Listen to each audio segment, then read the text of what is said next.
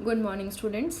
Last class में हमने new unit अपना स्टार्ट कर दिया था, यूनिट 7, और मैंने आपके साथ एक वीडियो शेयर करी थी जिसमें ये जो पोएम है ए काइट, इसका जो रिसाइटेशन था, और आपने भी बहुत अच्छी अच्छी वीडियोस जो हैं वो बना के भेजी हैं, मैंने देखी हैं जिन्होंने भेजी है जिनकी वीडियो।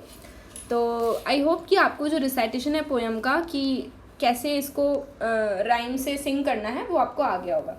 तो आज हम इसका मीनिंग पोएम का देखेंगे, मैं आपको बताऊंगी, और इसके न्यू वर्ड्स, और उसके बाद हम इसके क्वेश्चन आंसर भी करेंगे।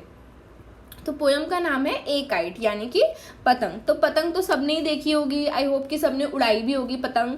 तो जिसको नहीं उड़ाना आता है पतंग, वो कोशिश करना कि वो सीखे पतंग कैसे उड़ाते हैं, ठीक है। देन फिर अब देखो इस पोएम में क्या है। I often sit and wish that I could be a kite up in the sky. तो एक लड़का है, ये लड़का देखो यहाँ पे पिक्चर में आपको दिख रहा होगा कि एक लड़का है, एक बॉय है जो कि एक विश कर रहा है, यानी कि वो सोच रहा है कि काश ऐसा होता। तो वो लड़का बोल रहा है यहाँ पे, आई ऑफन सिट, मैं कभी कभी बैठा होता हूँ, जब भी मैं बैठता हूँ, एंड विश दैट आई, और मैं विश करता हूँ, that I could be a kite up in the sky, कि मैं एक पतंग होता जो कि आसमान में उड़ रही होती, and ride upon the breeze and go whichever way I chance to blow। और मैं ब्रीज के ऊपर राइड करता है, यानी कि मैं ब्रीज के ऊपर बैठ के, ब्रीज का मतलब होता है शीतल ठंडी हवा, जो ठंडी हवा होती है उसको ब्रीज कहते हैं। तो मैं ब्रीज के ऊपर बैठकर राइड करता, और जहाँ भी वो हवा जाती वो मुझे अपने साथ उड़ा के ले जाती। ब्लो का मतलब होता है उड़ाना। तो क्या है, एक बॉय है जो विश कर रहा है कि काश मैं एक काइट होता जो आसमान में उड़ती, और मैं ब्रीज यानी कि हवा के ऊपर राइड करता, राइड मतलब कि बैठता, और हवा जहाँ भी जाती वो मुझे उड़ा के ले जाती। ये है इस पोएम में। अब फिर क्या है इसके न्यू वर्ड्स। तो देखो जैसे ब्लो, ब्लो का मतलब क्या होता है, ब्लो का मतलब होता है तेज हवा, ऐसी तेज हवा जो कि उड़ा के ले जाए, तो उसको हम ब्लो कहते हैं, BLOW, ब्लो। फिर आता है ब्रीज, BREEZE, ब्रीज का मतलब होता है ठंडी हवा, ब्रीज यानी कि ठंडी हवा, और उसको ठंडी हवा के अलावा बोल सकते हैं जो आराम से चलने वाली हवा हो, बहुत तेज हवा ना हो, जो आराम से धीरे धीरे बहती हुई हवा हो। देन आता है चांस्ड, चांस्ड का मतलब होता है मौका, अचानक से कुछ हो जाए उसको हम चांस्ड कहते हैं, CHANCED इज चांस्ड। देन आता है काइट, काइट का मतलब तो सबको पता है, काइट होती है पतंग। फिर आता है सिट, SIT, सिट, सिट यानी कि बैठना।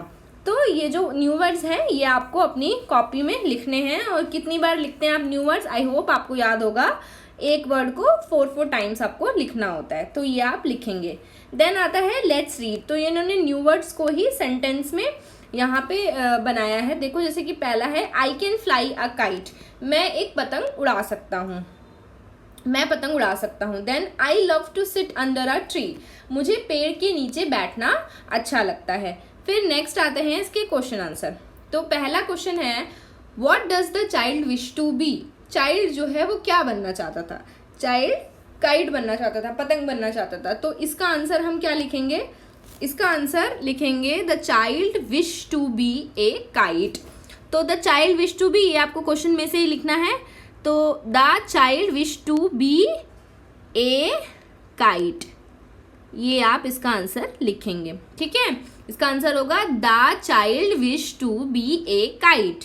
फिर नेक्स्ट है what does the child wish to do with the breeze, child जो है वो ब्रीज के साथ क्या करना चाहता था, चाइल्ड ब्रीज के साथ उसके ऊपर बैठना चाहता था, ब्रीज के ऊपर राइड करना चाहता था। तो इसका आंसर हम क्या लिखेंगे, the child wish to ride upon the breeze. तो हम यहाँ से लिखेंगे इसे, मैं पूरा लिख के बता देती हूँ आपको। The child wish to ride upon the breeze,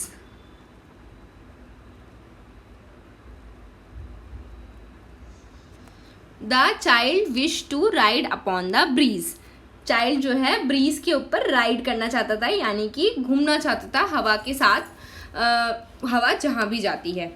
और पहले वाले का आंसर था the child wish to be a kite. तो आपको पूरा लिखना है सेंटेंस में, ये वन वर्ड आंसर नहीं है।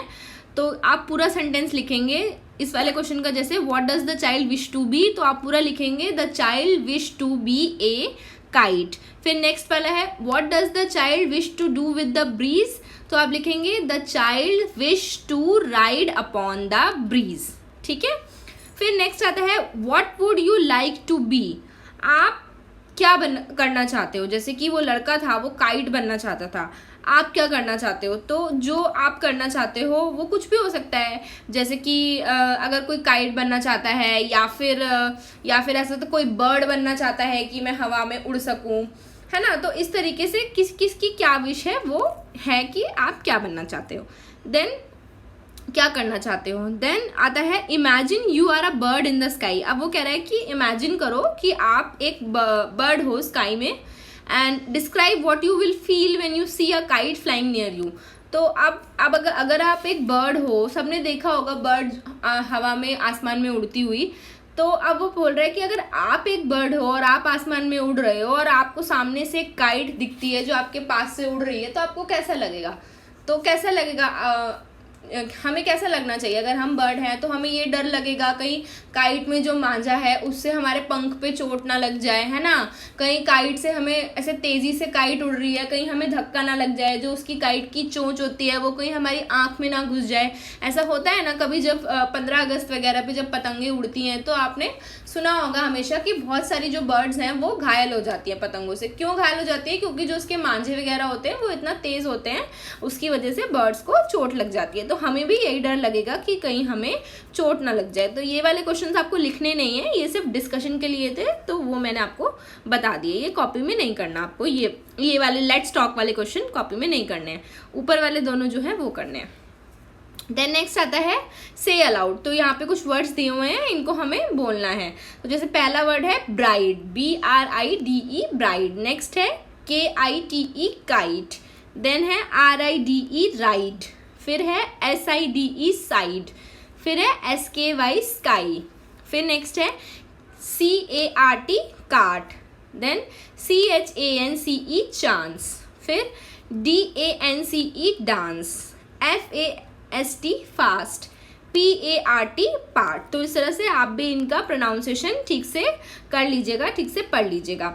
देन नेक्स्ट आता है let's share, what are the different things that fly in the sky. अब हमें बताना है कि स्काई में और कौन कौन सी चीज़ें, डिफरेंट चीज़ें हैं जो कि उड़ती हैं। कौन कौन सी चीज़ें हैं, एक तो जैसे कि काइट ही हो गई, काइट के अलावा क्या क्या होता है, काइट हो गया, देन बर्ड होता है, बर्ड भी होती है स्काई में, हमने देखी होगी। उसके अलावा एरोप्लेन भी आसमान में स्काई में उड़ता है ना। तो ये सब डिफरेंट चीज़ें हैं जो कि आसमान में उड़ती हैं, तो ये आप लिख लीजिएगा, काइट, बर्ड एंड एरोप्लेन।